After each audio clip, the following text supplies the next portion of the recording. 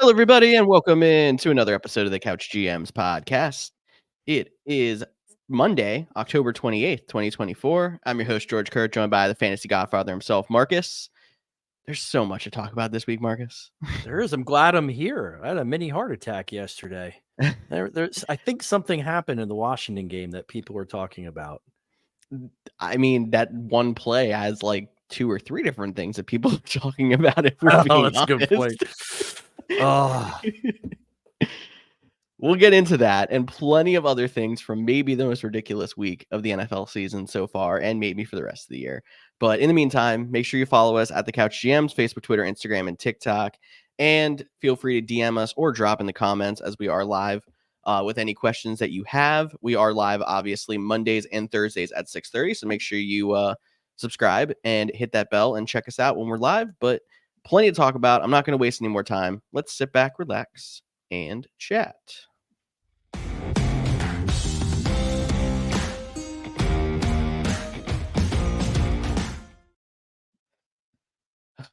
Like I said, this will this be the most entertaining week of the season? Part of me hopes not, but man, there was so much. I mean, yeah, you hope not. But in a season so far that started kind of a little slow, offenses really weren't clicking on all cylinders. We definitely had a lot of scoring, a lot of points, a lot of really crazy things happened yesterday. And as I alluded to in our kind of intro, it's got to start with that Washington Bears game. Washington Commanders or Chicago Bears. This got flexed and actually sent your team, the Eagles, to the 1:00 start against Cincinnati. And surprisingly, in that, I thought that game would have been a lot more competitive. Eagles really took control of that game, and Jalen Hurts just put his foot on the Bengals' whiteout hopes. So much for that. No longer undefeated in the whiteout jerseys are the Bengals. Yeah, Hurts looks like he's finding a rhythm, but I think that's at this point, it's weird. That's basically the talking point of that game, and we're good.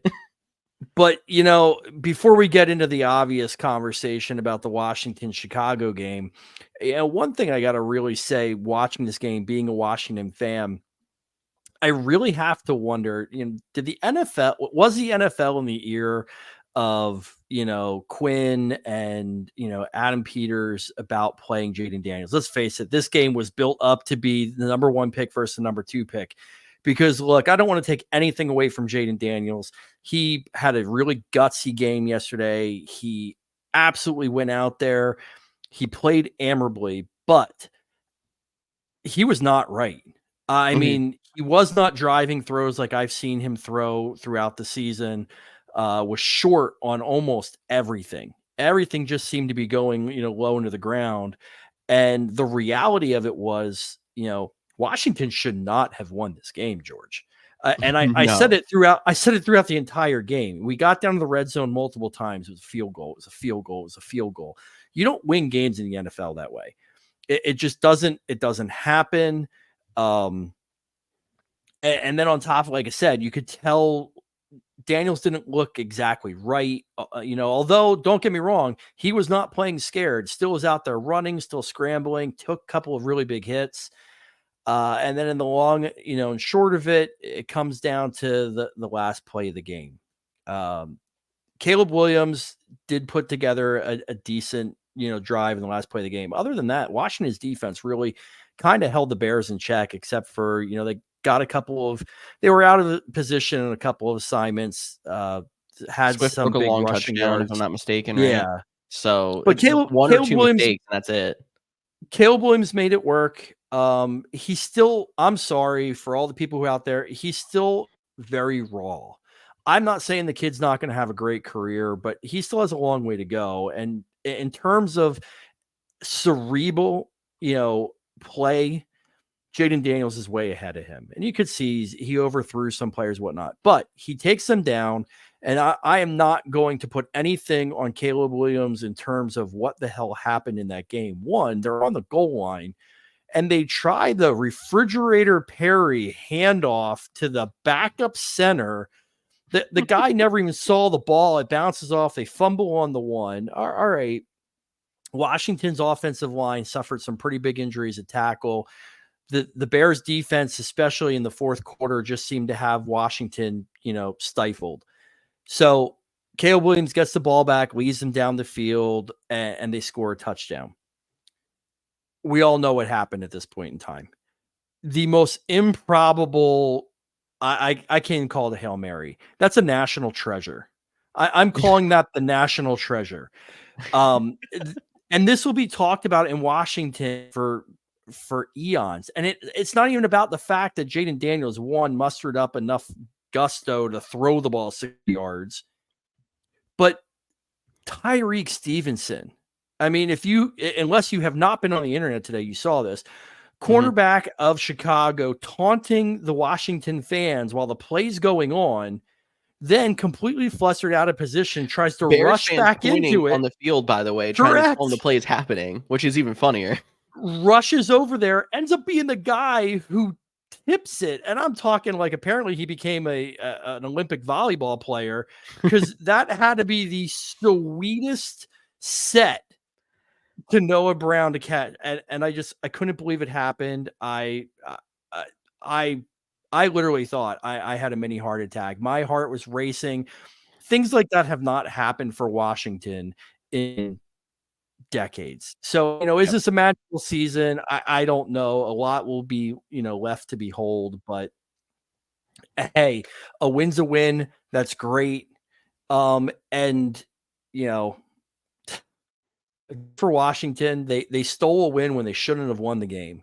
And I don't even know that Jaden Daniels should have played in that game, but he did. He got it out a win. Hopefully he gets a little bit healthier here, because we go into a division stretch now. So, now the rubber really hits the road. Definitely. On a day where I thought the best deflection of the day was going to be Isaiah Rodgers tipping a ball right to CJ Gardner-Johnson for an interception. Which was beautiful. See that was beautiful. It looked like you got to love the tip drill. Yeah. It's like he knew he was coming over at least. Talk about trusting teammates. Seriously. And then I saw that, and it was for people who don't understand how to defend a Hail Mary, he was supposed to be completely boxing out Noah Brown. He was supposed to be the guy under the post that was just making sure that he backs him up and doesn't give him a shot at the ball. Instead, he runs up in front, tips the ball straight up like a setter in volleyball right to him. Yep. It's knock the ball embarrassing. Down. And look, ultimately, when it comes down to it, the goal for these franchises is to win. Mm-hmm. It wasn't the game that we all expected. I think we all expected a 38-40 game where the two quarterbacks went crazy. 18-15 isn't even close to that. But, heading into these other games and talking about different things, because now it gets a little bit different. We had some really great games this past weekend. But, George, I thought, and maybe I'm wrong, I thought the goal for NFL franchises is to win games. And so did I. Frankly, this past weekend was just baffling to me, because what I saw this weekend, there were some things, franchises, and I don't get it. There's a reason, we've talked about this before. There's a reason you have superstar players on your team. Dallas Cowboys against the 49ers last night. Dallas looked like garbage. Maybe Dallas is garbage. We're okay with that. Yeah. But my point, though, is they couldn't do anything until they started funneling the ball to CeeDee Lamb. CeeDee Lamb is a superstar wide receiver in this league, and lo and behold, they start to mount a comeback. We see this happen all the time. The other aspect of this, too, is you're supposed to put the best players out on the field to win. Yep. I don't understand what's going on with some of these teams right now, because I just don't see it. I don't see teams doing what's best. And, we talked about it a week ago, about, Deshaun Watson getting hurt, and that might be being a blessing in disguise. And then you see the turnaround this week. Jameis Winston's been on this roster all season. He wasn't even the backup last week. I don't know why. Correct. But my point, though, is, who's calling the shots there? Is it ownership? Is it the coaches? What are you trying to do? Because I'll tell you, Cleveland looked like a upper level team yesterday. and looks like a team that could contend for a playoff position. Again, note, wasn't that what happened last year, George? Didn't Deshaun Watson start the season and the Cleveland Browns just muttered and puttered and couldn't do anything? And then lo and behold, he got hurt. You had kind of this hodgepodge of quarterbacks, which finally settled on Flacco, and they made a playoff run. Now you have a game on which probably knocked out a ton of survival picks. People thinking Baltimore. There's a few. But you know what I mean? And here's Jameis Winston, who's making players who are no-name wide receivers look like, all pros in Cedric Tillman, Elijah Moore. That's just one of them. Then you have Carolina. Carolina puts Bryce Young back in. Okay, I think it's clear as day. I know there's more games to be played. Bryce Young is not going to be a starter in the NFL. I still think something with that one has to do with that car accident with Andy Dalton and whatever else. But you're right. There's something to be said there too. Correct. It's not there. The intangibles aren't there. Maybe the guy makes a great career out of being a journeyman backup. I'm not saying he's garbage, but he's not a player you're building a franchise around. Yep. And then you have another quarterback who this had to be the most baffling thing I've ever seen, George. You had another quarterback who essentially ended his career yesterday. Do you know who I'm talking about? We're going to Indy with Anthony Richardson, aren't we? We are going to Indy. Yes, we are. What quarterback in the NFL comes out after a game and says, I was tired. I took myself out of the game because I was tired. How about those offensive linemen that play 100% of the snaps? You have a game on the line and you say, I'm tired. You might not lose your job. They might not cut you. You might not be, unemployed. But I don't know how that man ever gets a locker room back. Who's going to fight for him now? And on top of the fact he looks like garbage. Yes. If Indianapolis has half of a brain, and they're 4-4 now, they are still in contention for that division. If they have half of a brain, he is done for the season. You put Flacco in there, and you might make the playoffs. Mm-hmm. Yeah, the argument against the Colts is twofold. So one, you're talking about, Anthony Richardson pulls himself out of a game because he's winded. He's a quarterback. Number one, the only reason he's winded is because he doesn't know how to work a pocket and throw a ball enough that he's running around for his life every single play.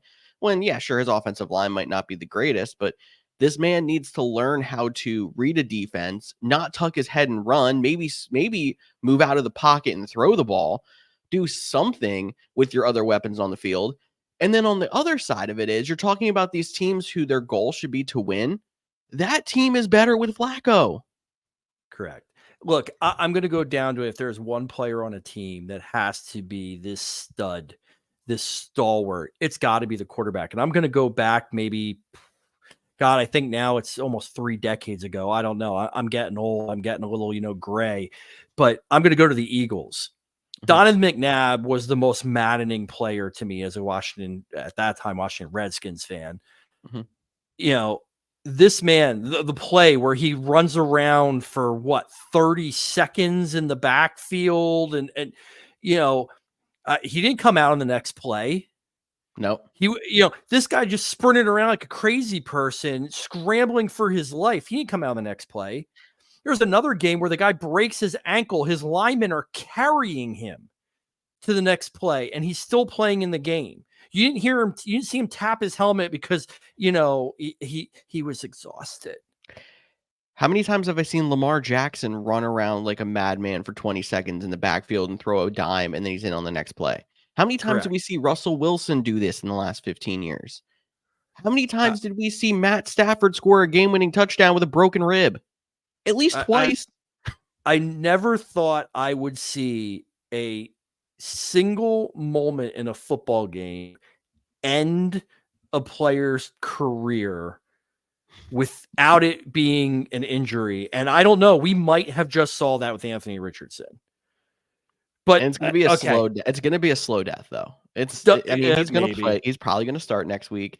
But we got to see if there's any kind of fallout from this, because there's going to. If I'm Indianapolis, then I'll tell you right now, Irsay, you are the new Dan Snyder of of the NFL. You know, as stupid as it was for you to hire Saturday with zero NFL coaching experience, Gosh, I forgot about that one.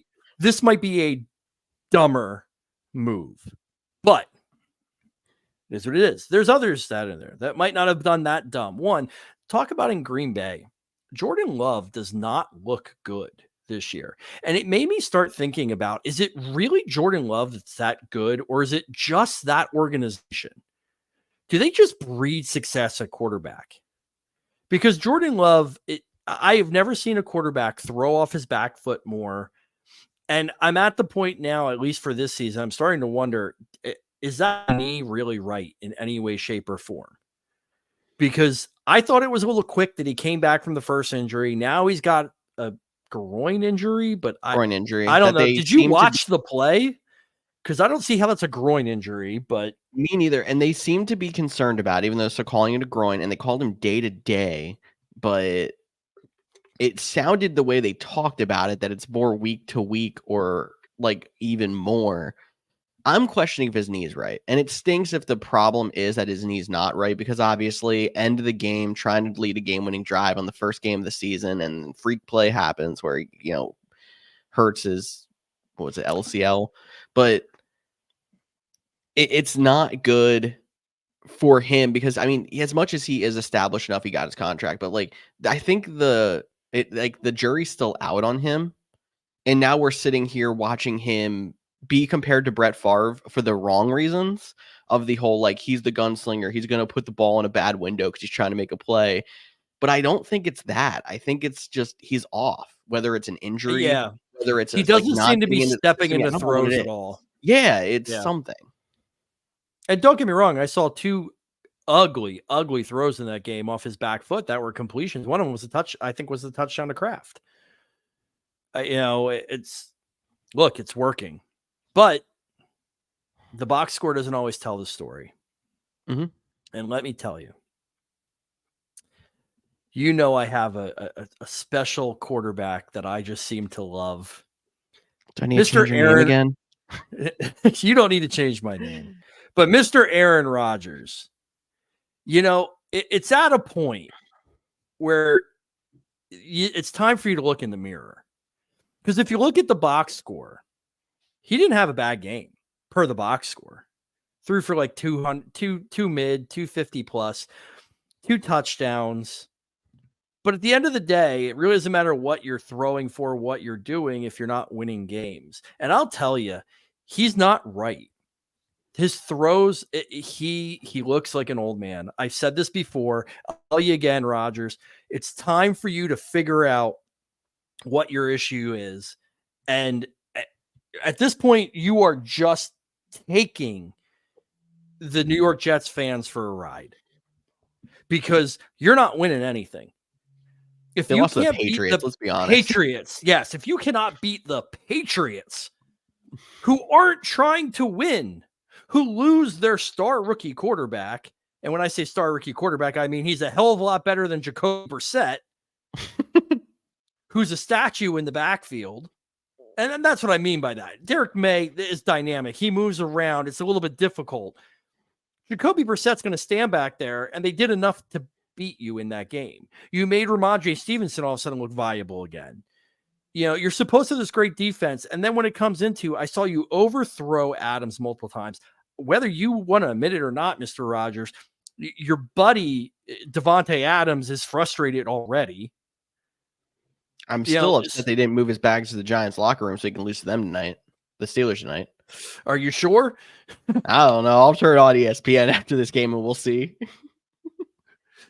Vontae Adams playing for the Giants tonight. I mean, look, at the end of the day, this guy is not going to get it done. He's not going to bring anything special to the table. Like I said, I'm not going to say he can't complete a pass, but he is not going to win you games. And right now, with what's going on, I have a question. I'm going to reach out. I'm going to channel right now to Woody Johnson. Okay. Woody Johnson. I don't know if you watch our podcast. Maybe you do. Maybe you don't. Maybe this gets to you somehow. Joe Douglas. And we've gone after our good buddy Nathaniel Hackett multiple times. I'm going to channel the Bobs from a movie called Office Space. And I'm going to come in real close here, and I'm going to look at the three of you and go, what is it that you do here? Tell me, what is it that you do in New York? Because you're not putting together a good offensive game plan. You're not making good decisions. And all you're doing, I feel bad, and I never feel bad for other fan bases, but Fireman Ed, you had a ton of hope when you brought Robert Saleh in, who now went to Green Bay and actually helped put together a hell of a defense this past week. So hats off to him. He wasn't unemployed for really long, but you bring in a guy who's more concerned with his family issues and off the field stuff and hiding in caves and eating mushrooms than actually preparing. Let's remember, this is a guy who couldn't be at minicamp this year. This is a guy who touted last year that he was ready to come back from an Achilles injury in December, which was completely unprecedented, but yet wasn't ready for training camp. And now they're saying the Achilles injury is still bothering him. The guy is if he tried to play in January. The guy's a narcissist. He just wants to see himself on and that's why he's in New York. Let's face it. He's at that market because he thinks he's Broadway Joe. He's not. Enough is enough. Teams need to stop entertaining this guy. I'm sorry. There's backup quarterbacks in the league that I'd rather have starting over Aaron Rodgers right now. That's not even a crazy statement at this point. And it's sad because, I mean, like you said, you normally don't see the drop off of quarterbacks happen like immediately. That was your argument for Russell Wilson. And I think we've kind of seen Russell Wilson hanging in there. And I mean, at least for 1 week, we'll see how it looks tonight. He looked viable. He didn't look as bad as he did in Denver. And maybe some of this has to do with the injury. Because I mean, at his age, yes, it is hard to come back from an injury. We saw Kirk Cousins have to ramp up, and Kirk Cousins is what, 5-6 years younger than him. Mm-hmm. But there comes to a point where it's like, why is he still here? And then you group that with all the other questionable decisions that he essentially boxed the team into making, the Allen Lazard, the trade for Devontae Adams, all the other things that come with that. And that's where you get to the point where it's like Aaron Rodgers is just a nuisance. Correct. Oh, perfect word, George. Absolutely a perfect word, nuisance. And that's the truth of it. My hat's off to the ownership group and the leadership in Denver. They did the same thing. They spent a ton of money, ton of draft capital. They went and got Russell Wilson, but they recognized that he was not the answer and they let him go. They're paying for him.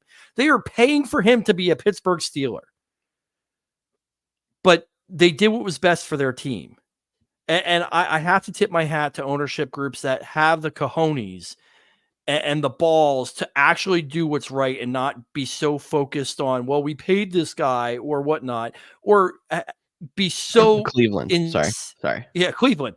Or be so insane that you allow a decrepit, aging, geriatric quarterback to decide your football moves. He decides the coaches. He decides what players comes there. And I'm not buying any of this stuff. Oh, I didn't have anything to do with the Robert Saleh hiring. I just didn't like the guy off the field. Like, just stop talking. I cannot wait till I don't have to hear Aaron Rodgers speak ever again or see his face on NFL Sunday. I can't wait until that up-and-coming filmmaker in about 15 years makes this satirical documentary about the Aaron Rodgers in New York experience, because it's going to be fun. All right. Well, we could go down this rabbit hole all night, but hey, yesterday was one of those wonderful unofficial holidays known as National Tight Ends Day. And I heard him talk about it all morning. But I didn't realize it was a thing until, we watched all the games yesterday. And apparently the NFL and the franchises take this seriously. They do. Because, 10 out of the 30 teams that played, their leading receiver yesterday was a tight end. Just add on top of that. So we've been complaining about tight end play for so long. I'm looking at half PPR formats because that's essentially where we play in the Couch GM Tour Cup and we talk about a lot. We actually had 4 tight ends break 20 points. That hasn't happened yet this year. And then 5, 6, 7, 8, 9, 10, 11, 12, 13, 14, 15 tight ends hit double digits. Hallelujah. The position's alive. Can we have National Tight End Day every week? We might need to, because I don't know that's going to stay that way. But like I said, 10 tight ends led their team in receiving yesterday. 17 out of the 53 receiving touchdowns yesterday. That is literally 34% of those touchdowns scored yesterday receiving were by tight ends. It was a tight end bonanza. Every time I saw something pop up on Red Zone, it was a new tight end catching a ball for a touchdown. And it was the ones that we expected to do it. It was ones no-name people, and unfortunately, there was some tight ends that just had their hopes and dreams shattered because of stupid penalties, which we're seeing tons of those anymore. And look, penalties are penalties, but stupid penalties. Things that just don't make sense. I was talking to you about it earlier in the season. The illegal man downfield. What did I see the other day? I saw a delay of game on the defense. I still don't know how that's even possible. There was a delay of game call on the defense. The only time I've ever seen that is when somebody's trying to run no huddle and they hold the person down. Oh, okay. Yeah, that wasn't the case for this one. They were all lined up. I still don't know. Yeah, I think it was really Gene Steratore came in and tried to explain it, but it didn't make a whole lot of sense. But I don't know. But yeah, and one of those tight ends, or one of those games, featured two tight ends that both had a pair of scores. One which I kind of touted, as a pickup, and the other which is one who's kind of been a letdown and now finally seems to be getting some feet under him and actually becoming a weekly viable option. And that was the Atlanta Falcons and Tampa Bay Buccaneers game. Did you really think that the Buccaneers were going to make this a game, George? No, I didn't. I think that they were too injured. And I mean, props to you for calling out the Cade Otton play. He hurt me in 2 leagues. He helped me in one, but didn't help me quite enough, unfortunately. But they had nobody left. And I'm like, Sterling Shepard's fine. Jalen McMillan's okay. Their running backs are mediocre. There's no way they're going to keep up with Atlanta because Atlanta's getting rolling. And then here we are. They actually did keep up. Cade Otton stepped up in a big way on National Tight Ends Day. If he's not in that elite club, put him in there now. But I will say a gutsy performance. Yeah, until Mike Evans returns, Cade Otton is an every week starter at tight end because he is playing that role. He is the big body wide receiver. Baker Mayfield is super comfortable with him. And let's be honest, Baker Mayfield deserves the tip of the cap here. This was a quarterback that was taken way outside QB1s this year, is currently in most formats QB1 of the year, unless you have rushing touchdown upside. And then it's Lamar Jackson, Jaden Daniels. But I mean, Tampa Bay deserves some credit for what they're doing. Now, the downside is their defense just keeps taking hit after hit with injuries. So it's going to be shootouts week after week, with them. But if you have those weapons, if you have those options, fire them up, especially if you have Baker Mayfield. If you have Baker Mayfield, McMillan was kind of a lackluster week, but give it another week. He had 7 targets in the game. Also had a big catch that was taken back by a penalty. Also was totally missed by Baker Mayfield on a wide open touchdown. So I do think better days are, ahead for the current regime of the Bucs wide receivers. Another wide receiver this week that absolutely came out of nowhere. Well, not out of nowhere, but bounced back from a zero burger was Courtland Sutton. Yes. So, I mean, Denver really put it to the Carolina Panthers this week. So I guess the question is, since Denver really hasn't done a whole lot this year, is Carolina that bad? Is Carolina the team now that if you have players going up against them, it doesn't matter who they are, you have to start them? I think they are. Their defense, at least, is that bad. Their offense, they have a couple of flashes. I don't think the flashes are going to be there with Bryce Young. And you and I have already talked about the Bryce Young situation. And I think we're either stuck with him, or if you put in Andy Dalton, you're going to have some good weeks and some bad weeks. It's not like, but no, their defense is bad enough that I'm playing anybody against them. And I think I want to spin this to this is something that is a lesson for everybody about chasing fantasy points. Because obviously everybody was so upset with Cortland Sutton after throwing up a 0. And then he comes out, he has a positive matchup. You hear some people being like, hey, I know you were hurt by him, but go play him. And some people dropped Cortland Sutton and he goes off for 8 and 100. Like this, along with going back to another tight end situation in the Couch GM's World Cup, I have Zach Ertz. There's been some ugly weeks. The tight end position in general has been ugly. I netted positive by just putting Zach Ertz in my lineup, knowing there's targets there and playing him than I would have if I kept chasing fantasy points with guys on the wire.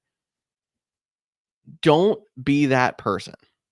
I'm not even saying just go out there and play somebody who scored 0 the week before, because that's also not the right move. But know who the studs are in the league.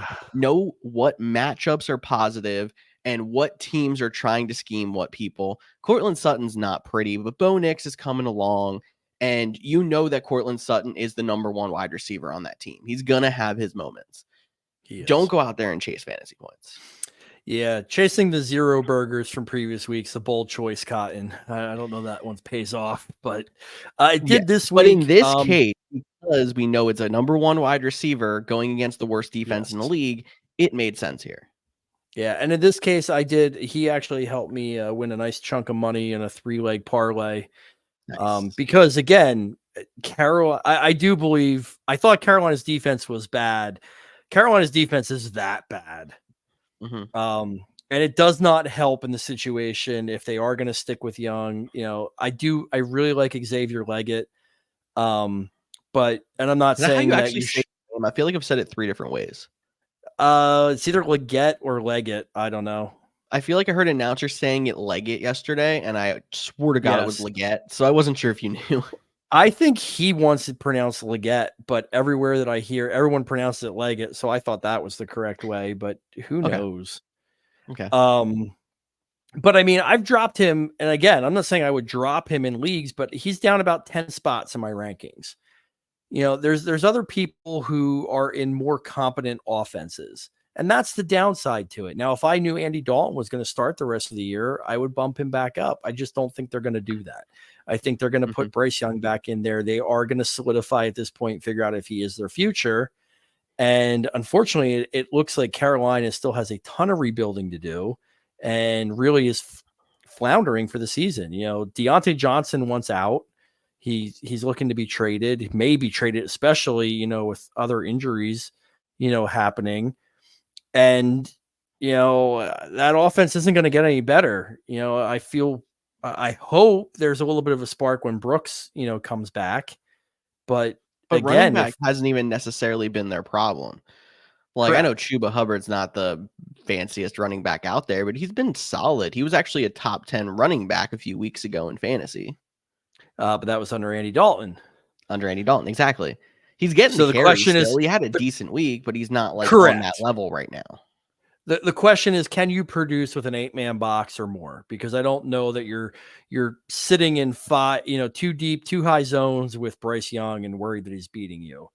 Now, if you want to look at a team that can beat you, look at the Detroit Lions. Oh man. It doesn't matter. That game was looked respectably close. It looked respectably close until the Lions. This is exactly how it looked like to me. Until the Lions were like, okay, we're done with this. And was just like, it's like they shifted into 5th gear and we're gone. This game was over at the end of the first half with Jared Goff sitting at 26 passing yards. Yep. 26. Which is maddening for fantasy. Yes. It's maddening for fantasy. He had 2 touchdowns, but they were moving the ball. But they were moving the ball in such interesting ways. The running backs were feasting. Obviously, we had a 70-yard touchdown by Jahmyr Gibbs. But, we had a David Montgomery passing touchdown. The special teams was scoring points. They were getting turnovers on defense. And the Titans aren't good. But it still takes a lot to take an NFL roster and completely dangle hope in front of its face and then decimate it in the course of 2 quarters with 26 passing yards. Yes. It is I agree impressive. 100%. When you take in the fact that, team passing yards also work in sacks, they finished the game with about 60 passing yards and they put up over 50. Yeah. It's absolutely It's impressive. scary. It's scary, and they may not be an undefeated team, but it's hard for me to not say that the Lions aren't the best team in the NFL right now. Yeah, because you saw their test against the Vikings last week. And obviously tough game. The Vikings are also another team who maybe they don't have the quarterback play that Jared Goff's at right now. I don't know if I can say that after his game this week, but Yeah. they're a solid overall team. They survived it. And then they come out here and it's a game they should have won. And they didn't just win, they decimated them. Like, they're clicking at all cylinders. My problem with the Lions is almost not that they're the best team in the league right now. It's, are they peaking too early? Well, and that's actually a really good question, George, because we talk about good teams that fall off, and I don't want to rain on your parade or bring up bad memories, but look at Philadelphia last year. Yeah. Philadelphia was a really good team early in the season, and then it went flat. The wheels came off the bus. Everything that went wrong, could have gone wrong, went wrong in Philly. But it goes to show you that it's not always about the MVP of the league. It's not always about having the superstar player or whatever it might be. It really is about more the teams making that run or coming together at the right time and feeling it. And honestly, that's what is so scary about Detroit. Detroit could have very easily had a letdown in the past, 2 weeks with the loss of their stalwart, potentially defensive, player of the year, and Aiden Hutchinson going down for the season. And it was like, all right, let's all rally around the fact that he's there. And I actually think their defense, and I'm not saying this is because he's out, but it's like the defense collectively came together and said, we're not skipping a beat. And the offense, okay, this week it was all these weird plays, but you're telling me that you don't feel that Detroit couldn't hang 400 yards and 5 touchdowns on you with some of the weapons they have, what we've seen them do in the past? They can beat you in all these different ways, and they really are. They're such a fun team to watch right now, and it's tough, because we talk about waivers and stuff like that. There are some depth pieces on this team, but it's so hard to recommend picking them up because, again, that just seems like a fool's errand to chase points. Yep. Khalif Raymond isn't going to have a 2-touchdown week again. It might not even been a 2-touchdown week this week, depending on if you have team defenses and things. But, you're not going to have that every week. What you do have is, and I love this, the nicknames, the self-appointed nicknames of Gibbs and Montgomery, of Sonic and Knuckles, which might be my favorite nickname ever created for players. And might be the most accurate nickname of a duo in the correct. NFL. I mean, again, on any given week, they can both go for 102.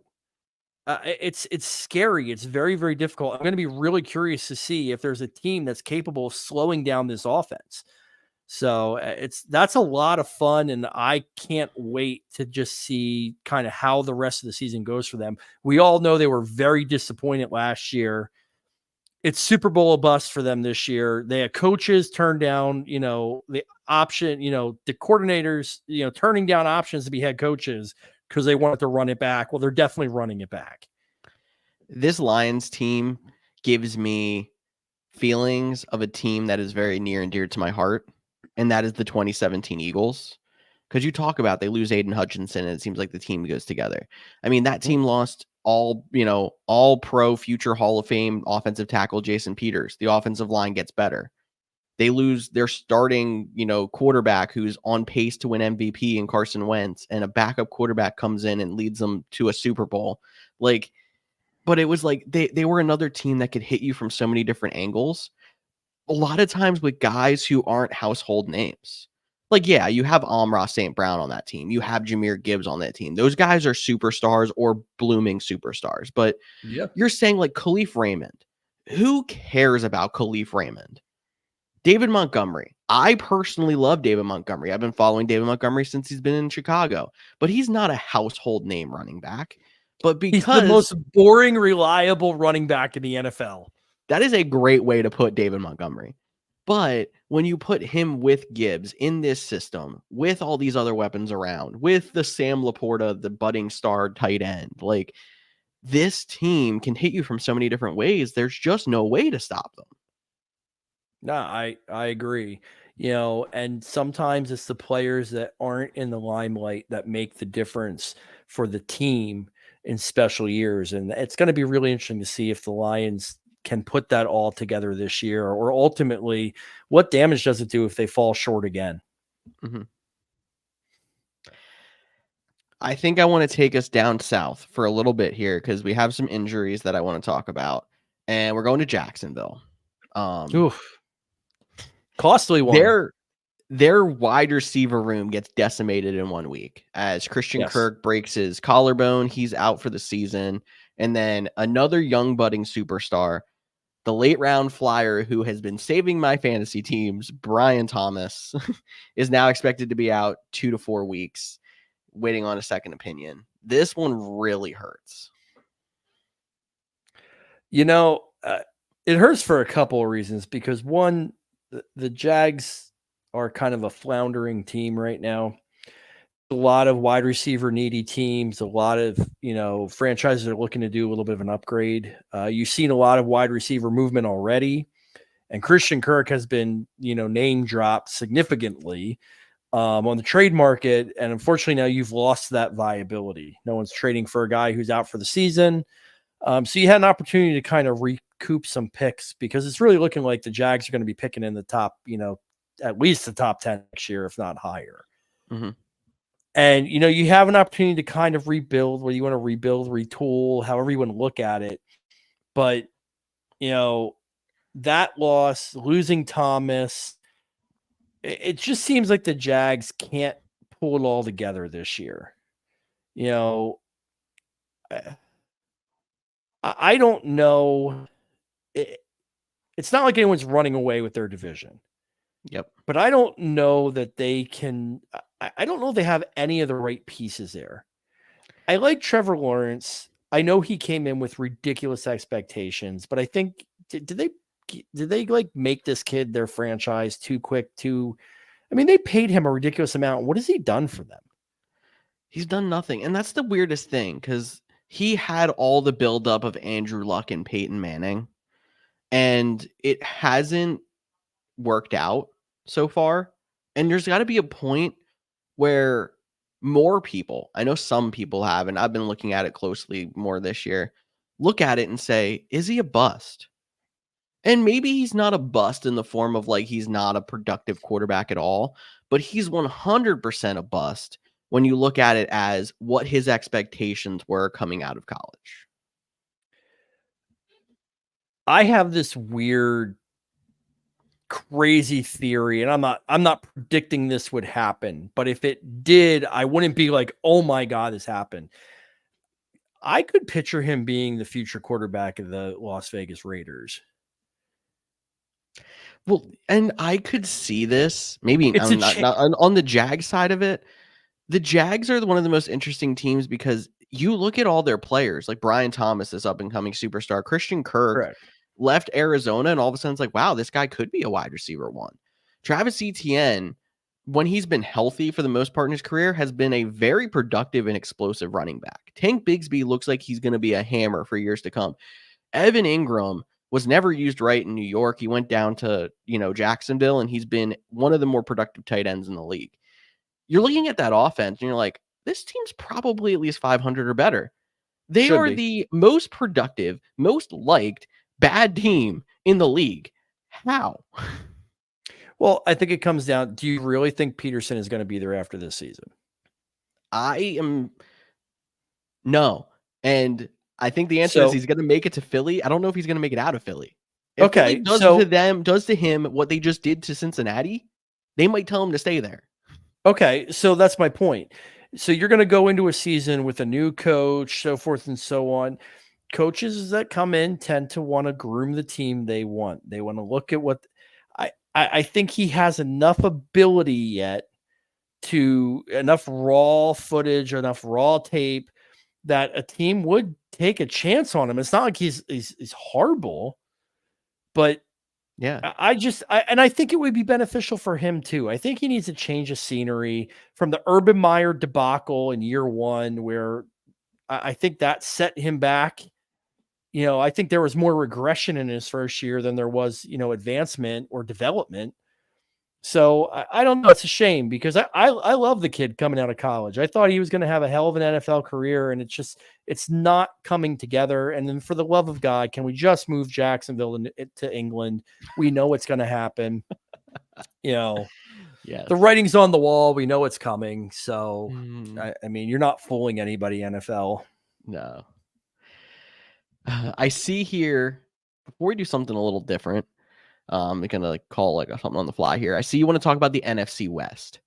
And I'm assuming you're going to say who's the best team or who's going to take control. And I'm going to throw a counterpoint at you already because you have on here Rams, 49ers, Seahawks, ignoring the Cardinals, who I'm not saying is going to be the best team in that division, but they're competitive too. They are. And you're absolutely right, George. That's a bad thing on our rundown sheet. I should have put them in there as well. My point to it is at the beginning of the year, we probably all would have sat and said, well, the 49ers are going to lead the division. Well, the 49ers aren't leading the division, but you have the 49ers who are finding ways to win, might be getting healthy. You have the Rams who just got Cooper Kupp back and Puka Nacua back, and it looked like they didn't even skip a beat. You're right. The Cardinals are winning games. They're finding ways to find the scrappiest way to win. And at the same time, Seattle is kind of floundering a little bit. And I wouldn't have said this, but it really seems like DK Metcalf is really a key, part to this offense. And the reason I say that is Geno Smith had a really, really bad play. You could tell he was frustrated. I think it might have gone for an interception actually. And the first person to come to him on the sideline was DK Metcalf in street clothes, didn't play in the game, but came over, tried to calm him down. You could tell Geno Smith was shook, and you could just tell it wasn't the same Seahawks offense. So you have a very close division that's really wide open, and it makes you wonder, who's going to pull away for this? I still think the betting favorite would be the 49ers. Yeah. I don't know that I agree with that. I don't. And I'm going to put that division in two tiers. I don't think anyone's going to run away with it. But I think the Seahawks are going to be competitive, but they're going to fall off a little bit. DK is going to come back, and they're going to be a very competitive team. They're going to win some games they shouldn't. They're going to be a wild card contender. The Cardinals are going to be scrappy. They're going to start getting some of their young guys together. They're also going to be a wild card contender. But the Seahawks and the Cardinals are the second tier in that division. I think the Rams put the division in the league on notice this last week because I'm going to stick to my guns that I had after week one when the Rams hung in with the Lions, who now we're saying is the best team in the league, and lost at the end after being decimated. They were down to one starting offensive lineman. They had Cooper Kupp leaving that game. They ended up losing Puka Nacua. They're starting to get healthier. They're a very well-coached team. And now all of a sudden you saw Matt Stafford with his top two weapons back. And like flipping a light switch, all of a sudden they're a dynamic offense and they're right back on the map. And they've won enough to keep themselves in the race, along with getting some help from San Francisco and Seattle for not pulling away, that them and San Francisco are the top tier in that division. And it's going to be a dogfight to the end. I think another key point to this too is there was all these rumors around that Cooper Kupp, the Rams were calling about teams. The Rams were calling teams offering Cooper Kupp that, people were saying Matt Stafford was going to get moved. Matt Stafford was going to Minnesota 2-3 weeks ago. Correct, which I don't understand that either. And Sam Darnold, that's got to be a hell of a slap in the face to him. Darnold deserves a payday at this point. Lock it in through 8 weeks. I don't know. I don't know. I'm going that far. No, Let's that see was a him little bit of a finish the bold prediction year. there, but sorry. Let's finish the year before we turn him into the next high-paid quarterback. But my point to it is, Sean McVay came out and he's like, Cooper Kupp's not going anywhere. Mhm. You know, and like you said, you know, where they put the league on notice, they definitely showed the league they're not rolling over and dying. Yep. So I don't know. I don't know that I put it in two tiers. I think all these teams are close. Like I said, the betting favorites probably the 49ers. They go into their bye, and you hope coming out of the bye, because they're definitely battered and beaten, that they're going to get some help. But we reported earlier, you know, in the week that CMC was coming back after the bye, because that was the impression I think we were all given. Yep. Well, now they're saying they're going to send him through this like weird week of practice that's going to simulate more of the impact of a game and see how he holds up. I don't know that it's a lock that CMC's ready to come back. It seems like they're not sure if he's ready to come back. So, you know, are we getting the Kyle Shanahan smoke and mirrors? We know it's already happened once this year when his Week 1. backup running back almost blew it up on him. You know, I'm wondering, are there more problems in San Francisco right now than the team is letting on? And sitting at 4-4, I don't think this is how they expected or wanted to start the season. Can San Francisco turn this around, or are they on the verge of getting lapped by all three of the other teams in the division? Could San Francisco actually finish this year and last? I think a lot of things have to happen for San Fran to finish the year and last. But if you told me they didn't win the division, I believe it. Now, I mean, you still have 2 superstar players on your offense. George Kittle is hanging in there. He's fine. Deebo Samuel looked good considering he's coming off of a bit of 2 days in the hospital of pneumonia. So like they have a rest week this week. They're on bye. That's good. The CMC thing concerns me. So we're hearing that a week from today, they're going to open his practice window. And like Marcus said, they're going to put him through the gauntlet and see if he comes out. The thing that concerns me is if they find out that he's not ready at that point, they've got 21 days to activate Christian McCaffrey.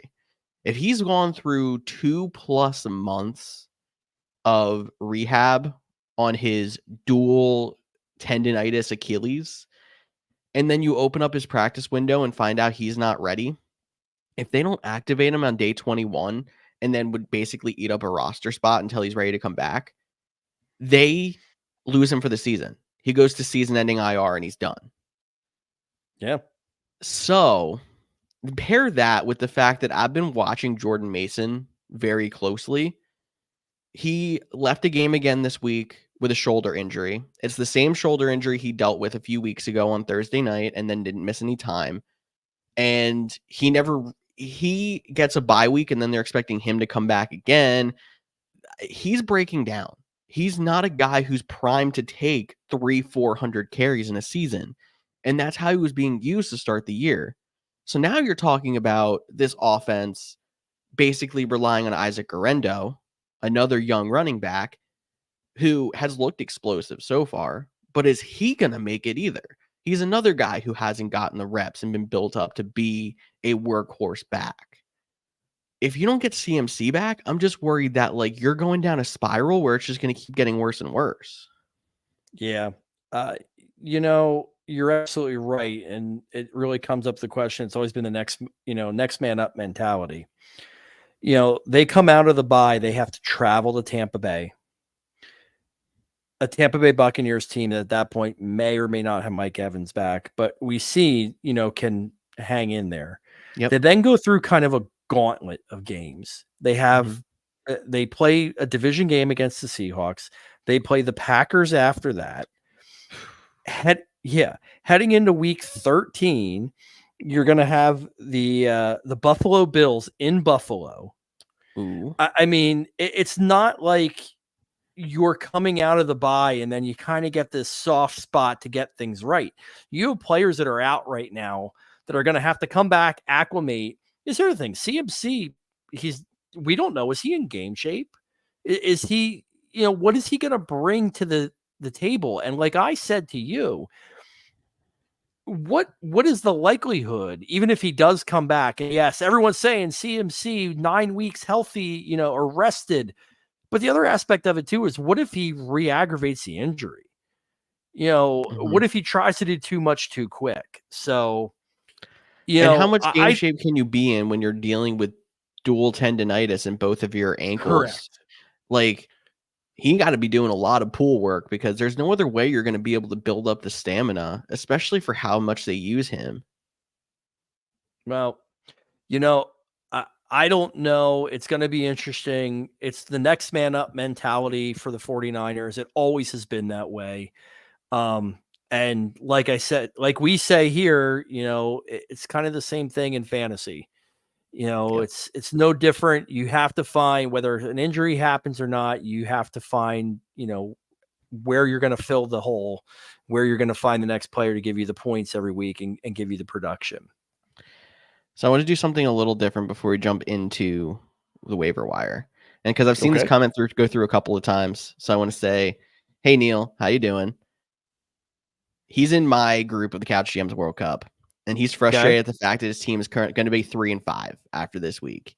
And I do think he has a good roster, but I think a lot of us have been going through this. So I'm going to do a little share screen action here, if I can get this on here. Here we go. Neil, you're about to be famous, or your team is at least. Your team is about to be famous. All right, here's the roster. Kyler Murray, Jonathan Taylor, Breece Hall, Darnell Mooney, Jalen Waddle, David Njoku, Ken Walker, Brian Robinson. And we got some solid players on the bench here as well. Got Kyle Pitts down here, Chris Olave, the handcuff for Ken Walker and Charbonnet. It's not a bad roster. It's not. So I've said this before on this show. I've said it with other people. The fantasy football is really 3 levels. It's 1, you have to draft a competent team. 2 is you have to be able to manage said team. And honestly, what I think you're doing right now is a really good job of managing your team. And 3 is you need a little bit of luck.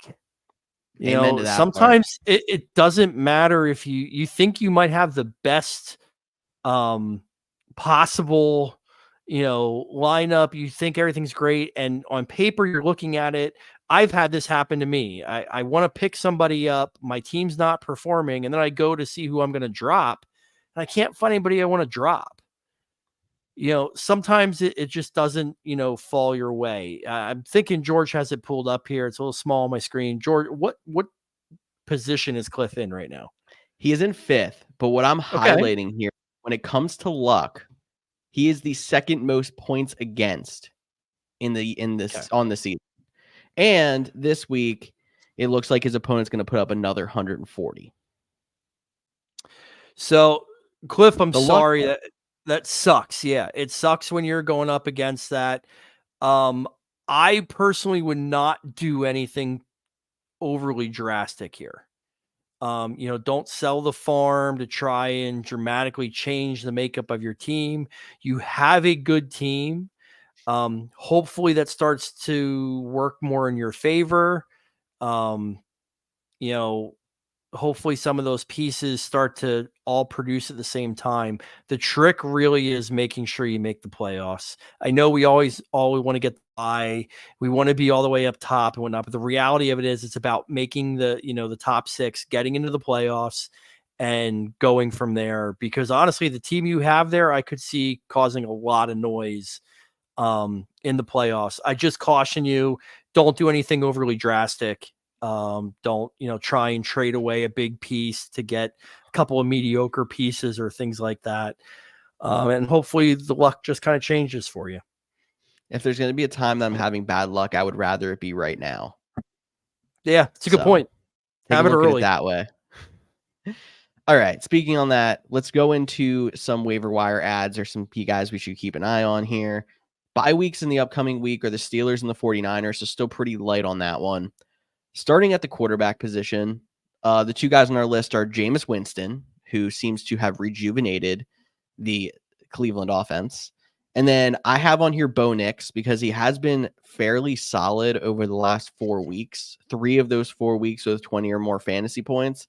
But as Mark has brought up to me before the show, he's not going to face Carolina every single week. Yeah. For both of these, it comes down, if you're in a 2 QB league, obviously they are both viable. If you're in a 2 QB league, Bo Nix, I'm going to guess, isn't even out there. Yeah. And if that's the case, if somebody didn't pick up Jameis Winston, you need to go grab him. If you're in a single QB league, I'm not rushing out to get either of these guys. It's way too volatile. Could they have big weeks? Yes. Could they have absolute, stinker weeks? Yes. So you don't want to get caught on the backside of that. I talked about, last week, the whole Patrick Mahomes thing.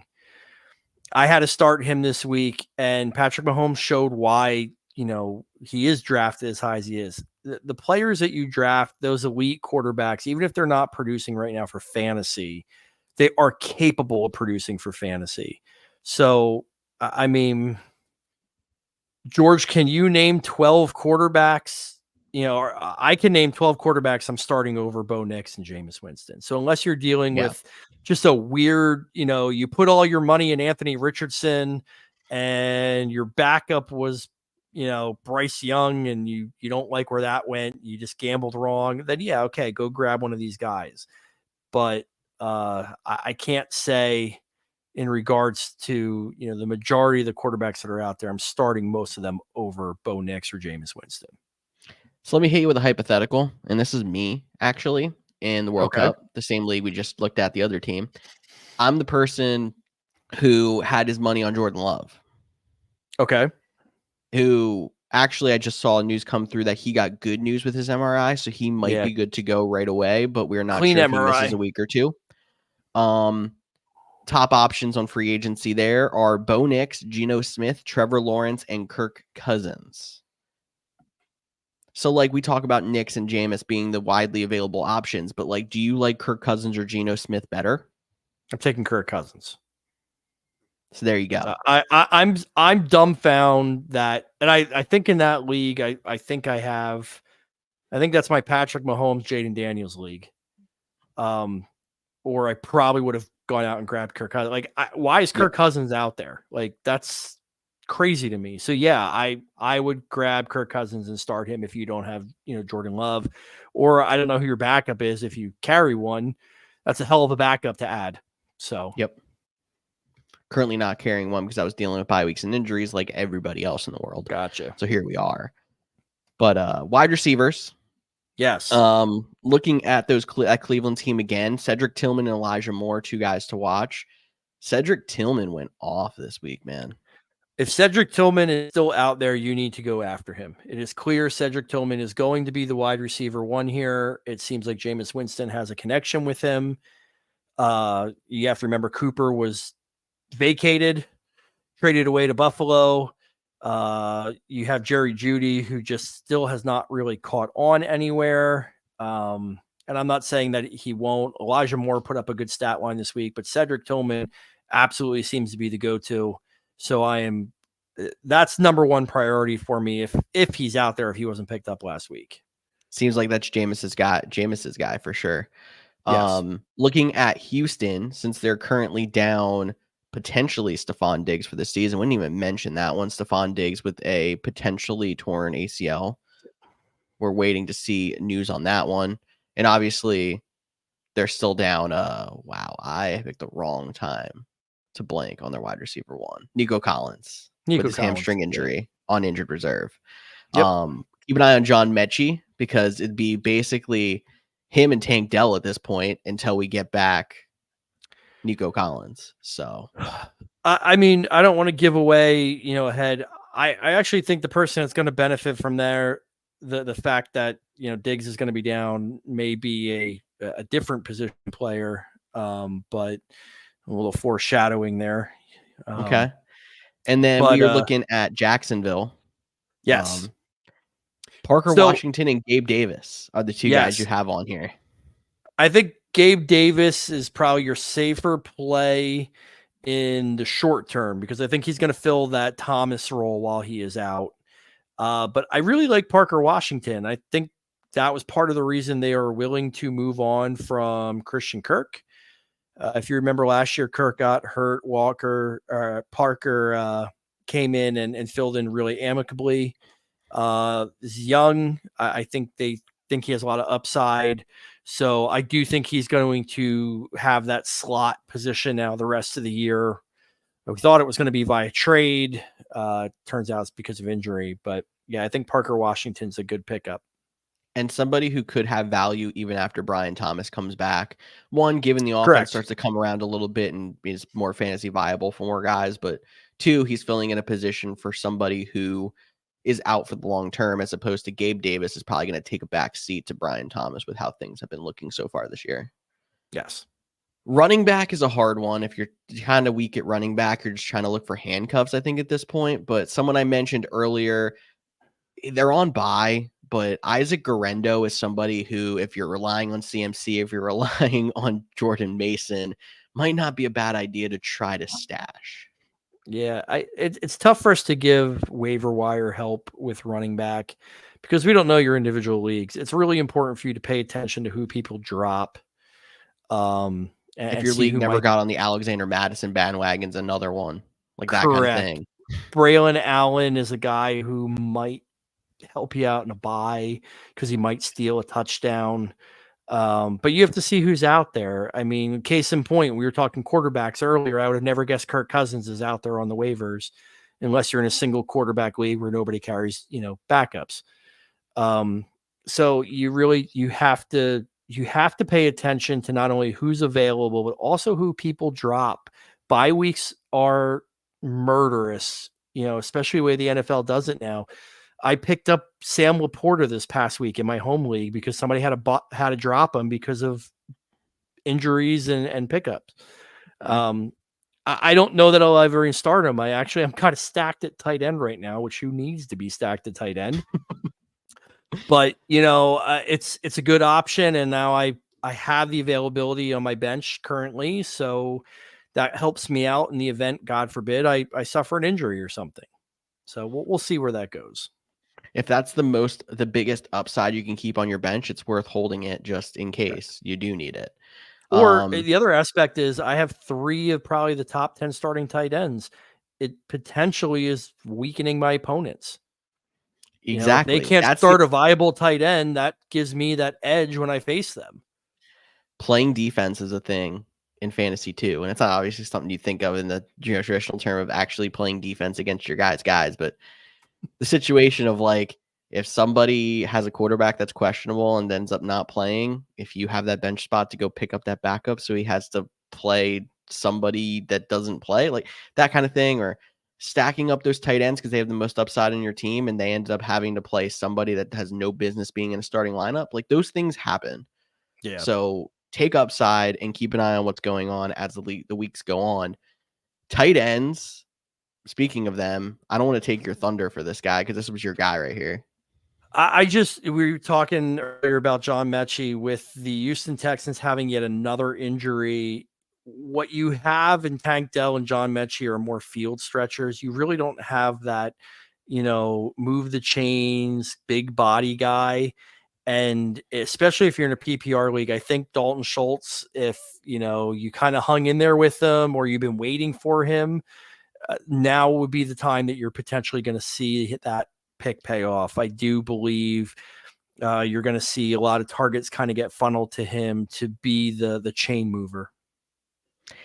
I would not be shocked if you start seeing the Texans offense, at least over the next few weeks, start looking a lot like the Ravens offense.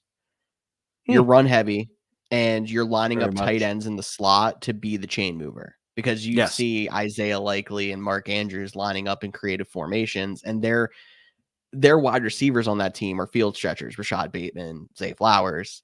The tight ends are that guy. So it's also a viable option in the NFL. Teams have been successful doing it. I would not be shocked to see the Texans offense look at that. So that's a great pick. And In terms of the last thing in waivers, in terms of defensive teams and streaming, fortunately, some of the best matchups this week, I'm going to assume, are already on rosters. Minnesota has a really friendly option. I like New Orleans this week. In terms of defense, New Orleans defense is still a decent unit. I don't know if their offense does a whole lot for them until Carr comes back. And the other one, I know on paper it's going to look good. I'm just going to send as a fan, I'm going to caution everyone.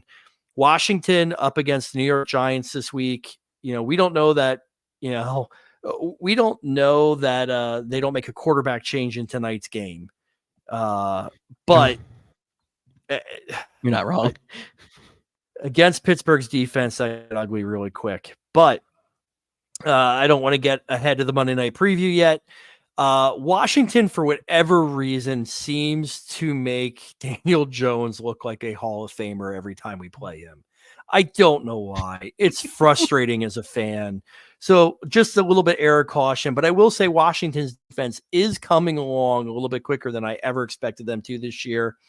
They're definitely making some plays. They're capable of a turnover or two here or there.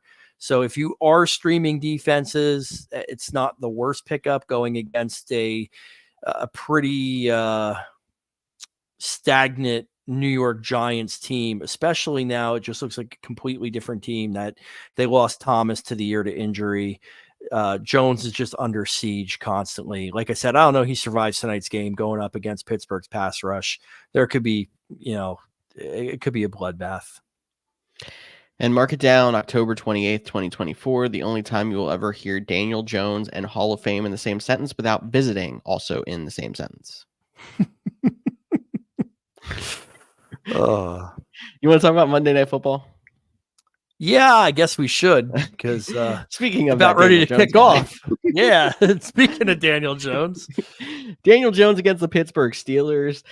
The bloodbath may commence, and a quarterback change may be made, or they might hold him out and see if he plays like a superstar against the Commanders next week. But for real, two things I'm looking at is the Steelers defense still going to absolutely eat against the Giants like we're expecting? And two, does Russell Wilson continue to look like he did last week and keep bringing upside to the Steelers offense? I don't know, because I wasn't blown away by Wilson last week. This should be a game that's won very easily by the Steelers. The Giants are very greatly adept at just making things happen, lessening the impact of things, preventing you from, scoring the touchdown and getting the field goal. Ultimately, I personally think that this is going to be a game that's won by the Steelers in very boring fashion tonight. I could see this literally being like an 18-7 game. Steelers cover the spread, definitely the under. I think my bigger bold prediction is I think the Steelers have at least 2 turnovers in this game and 5 sacks. Steelers defense, if you're relying on them tonight, I am playing a captain's game on DraftKings for daily fantasy. My captain spot 100% is going to the Pittsburgh Steelers defense. How often do you hear that a defense should go in the captain spot? But you're right. Because the Giants offensive line is still bad. The Steelers defensive line is class of the league. That already alone spells trouble. When they also consider then the Giants haven't been able to establish a run game. The one time they did was with Devin Singletary, but now that he's back from injury, it just looks like a mishmash of guys who don't belong, basically. Malik Neighbors is the only thing that can save him from tonight, and I don't know if that's going to happen because I don't think they're going to be able to get the ball to him. I just seen a garbage time touchdown to him. I'm about 14 points away from winning both of my leagues, and the league and the Couch GM's World Cup, and Malik Neighbors is my only hope. So my only hope in the league is 18 or less from Najee Harris. So that's right on the line from what I'm thinking. But let's be honest, the Giants defense isn't horrible. Yeah. I think it's a little bit susceptible in the secondary, but like I said, I just think this is going to be neither of these teams are really explosive. I think it's a very slow moving game, low scoring, but ultimately at the end, I think the Steelers just have too much to, edge out the Giants tonight, easily covering the spread, which at least when we put this together was, 6 points to the G-men. So I think it's also a cover here. And even though it's 36.5, I could definitely see the under like you did. My best friend tonight's Dexter Lawrence. We'll see how that goes. Anything else you want to add before we get out of here? I don't know. Just good luck, George, because I think you and me are going head to head in a couple of leagues, and I think they're all being decided by tonight's game. So one of them by defenders, which is a great time. Yeah, which is crazy for those crazy fantasy players out there that play in IDP leagues, which is a really great way to do it. That's my closing statement. If you're not playing an IDP league, look into it. It actually puts a whole nother level to the fun. And I don't know when I'll be back again, George, but it's been a blast these last couple weeks. And hopefully I'm not gone for too long, as Cody is finally back. And you'll be back to full strength here real soon. I'll miss you, but no, we'll definitely have you on soon. It's been a pleasure being able to pick your brain with some of these crazy things that have been going on over the last few weeks. And it's been a blast. So thank you, Marcus, for joining me Thanks again. For having Of course. Thank you all out there for listening as well. For Mondays and Thursdays at 6:30, we are live to answer your questions and talk football. So for Marcus, I'm George, and we'll see you all later this week.